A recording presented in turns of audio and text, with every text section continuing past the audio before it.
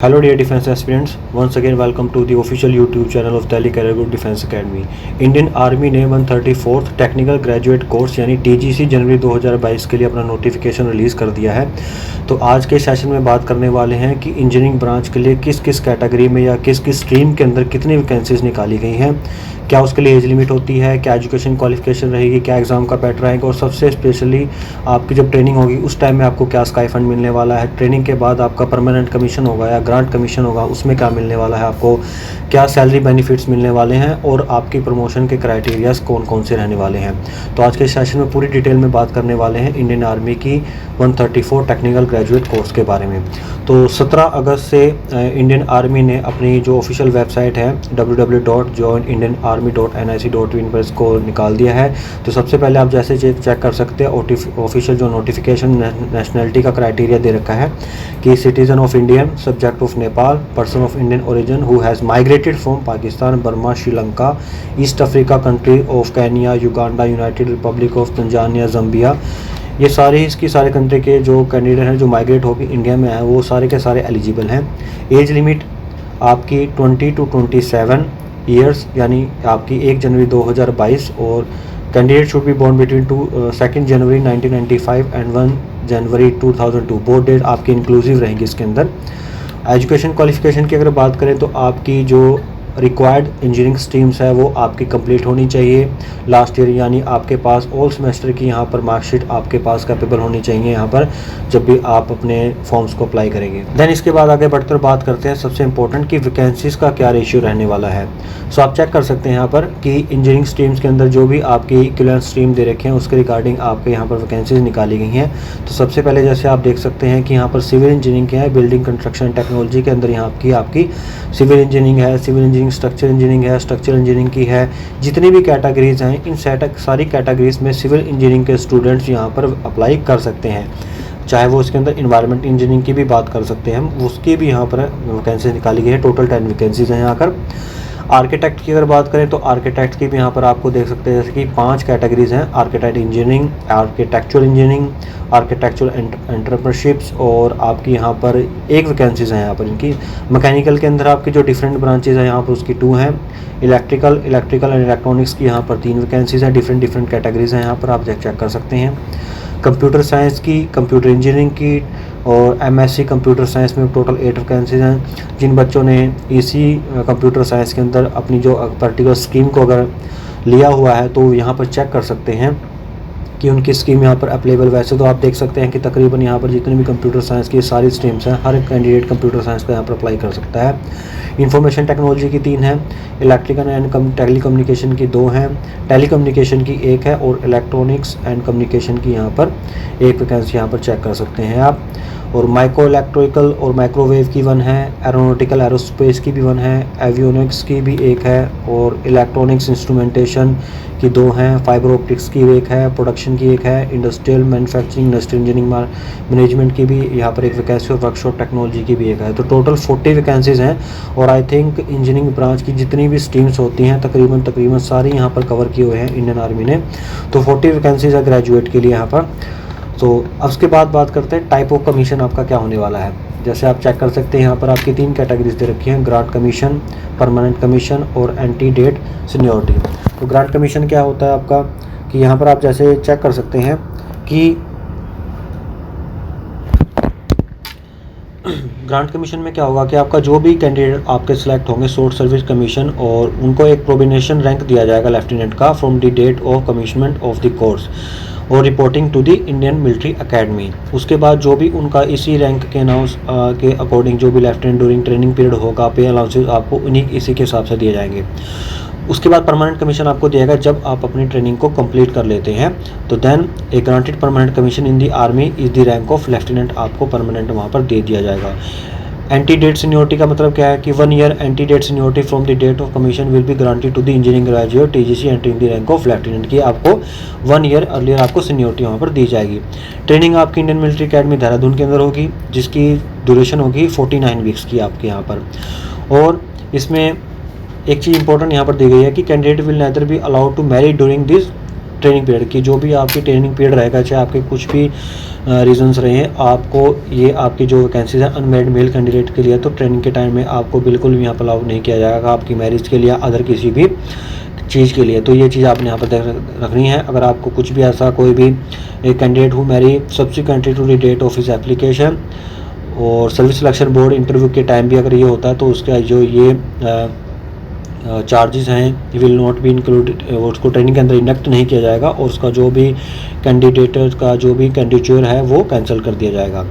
और उसके बाद कॉस्ट ऑफ ट्रेनिंग यहाँ पर आप देख सकते हैं कि आपकी क्या रहेगी। यहाँ पर आप जैसे चेक कर सकते हैं कि यहाँ पर refund cost of training at the 12,900 per week till 30 जून 2021 तक आपको प्रोवाइड करनी पड़ेगी यहाँ पर, अगर आपको भी कॉस्ट ऑफ ट्रेनिंग के टाइम में कैंसिलेशन हो जाता है। उसके बाद term and condition of the service क्या रहेगी। प्रमोशन जैसे आप देख सकते हैं, अगर लेफ्टिनेंट का प्रमोशन है आपका यहाँ पर, प्रमोशन क्राइटेरिया कैसा रहेगा आपके यहाँ पर लेफ्टिनेंट, आपको जब भी आप कमीशन पे तो ट्रेनिंग के टाइम पे जाएंगे आपका कमीशन परमानेंट हो जाएगा, आपको लेफ्टिनेंट का रैंक दिया जाएगा। देन आपके बाद कैप्टन आप आएंगे जब आप अपने 2 ईयर की सर्विस को यानी 2 ईयर्स की सर्विस को कंप्लीट कर लेंगे। मेजर जब आप 6 ईयर्स की सर्विस कंप्लीट कर लेंगे। लेफ्टिनेंट कर्नल जब आप अपनी 13 ईयर्स की सर्विस को कंप्लीट कर लेंगे, और कर्नल टीएस जब आप अपनी 26 ईयर की सर्विस को कंप्लीट कर लेते हैं। उसके बाद जो आपकी brigadier, major general, lieutenant general और अदर सर्विसेज जो हैं आपकी on the selection basis subject to the fulfilment required service condition, जो भी आपकी जैसे जैसे टर्नओवर बढ़ता जाएगा उसके हिसाब से आपकी यहाँ पर आपकी सर्विस बढ़ती चली जाएगी। पे रैंक की बात करते हैं, स्टार्टिंग में आपका लेवल 10 रहेगा, 56,100 से लेके 1,77,500 आपकी पे स्केल रहने वाली है। कैप्टन में आप लेवल आपका 10B हो जाएगा। मेजर में आपका लेवल आपका 11th हो जाएगा, जिसमें आपकी 69,400 से 2,07,200 आपकी पर मंथ हो जाएगी। यहाँ पर लेफ्टिनेंट कर्नल की आपका लेवल 12, जैसे जैसे आपके रैंक बढ़ते जाएंगे वैसे वैसे आपकी यहाँ पर आपकी पे स्केल बढ़ता जाएगा। तो आप यहाँ पर चेक कर सकते हैं कि पे स्केल आपका कितना ह्यूज होने वाला है यहाँ पर।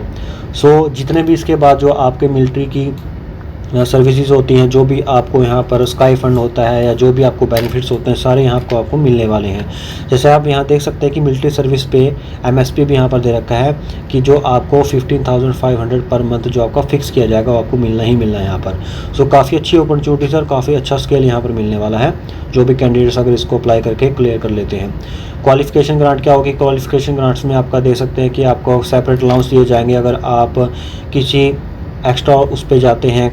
इंसेंटिव आपको मिलने वाला है यहाँ पर। फिक्स्ड अलाउंसेस भी आपको यहाँ पर मिलने वाले हैं।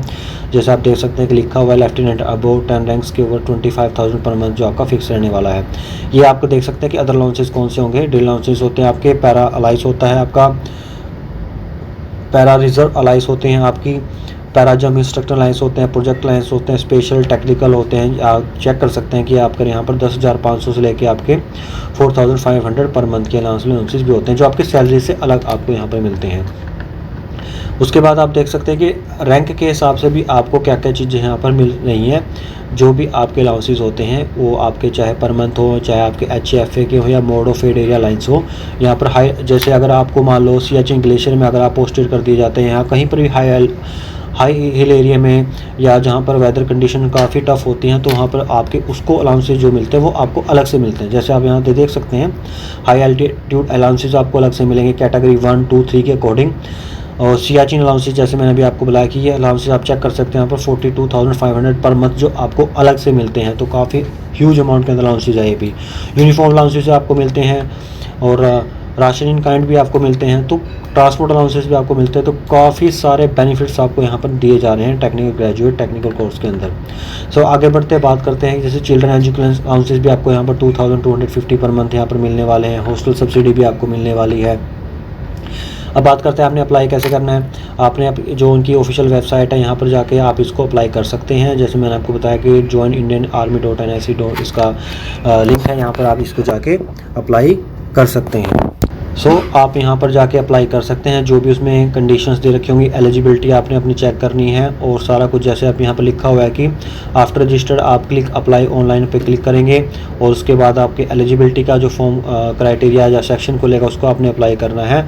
और उसके बाद जो भी उसमें चीज़ें रिक्वायरमेंट है उसको फिलअप करने के बाद सेव एंड कंटिन्यू करके आपने आगे उसको फर्दर प्रोसीड कर देना है। और आगे बढ़ते हैं और बात करते हैं इसमें सिलेक्शन प्रोसीजर क्या रहने वाला है आपका। कहते हैं कि शॉर्ट लिस्टिंग ऑफ एप्लीकेशंस पे यहाँ पर की जाएगी कि उसमें सबसे पहले क्या किया जाएगा कि जो भी बच्चों ने फॉर्म भरा उसको एक मेरिट लिस्ट पे यहाँ पर कि उसको सिलेक्ट किया जाएगा। Cut off will be applied in each stream, कि यहाँ पर देख सकते हैं कि परसेंटेज बेस पर यहाँ पर कैंडिडेट को यहाँ पर अप्लाई करना होगा और परसेंटेज बेस पर ही उनकी मेरिट लिस्ट को यहाँ पर तैयार किया जाएगा। और उसके बाद यहाँ पर जो भी कैंडिडेट का जो भी इंडियन आर्मी अपनी एक परसेंटेज को क्राइटेरिया को सेट करेगी, देन उसके बाद सिलेक्टेड कैंडिडेट्स को एक उनका एडमिट कार्ड भेजा जाएगा जो रिटन टेस्ट के लिए एलिजिबल किए जाएंगे यहाँ पर।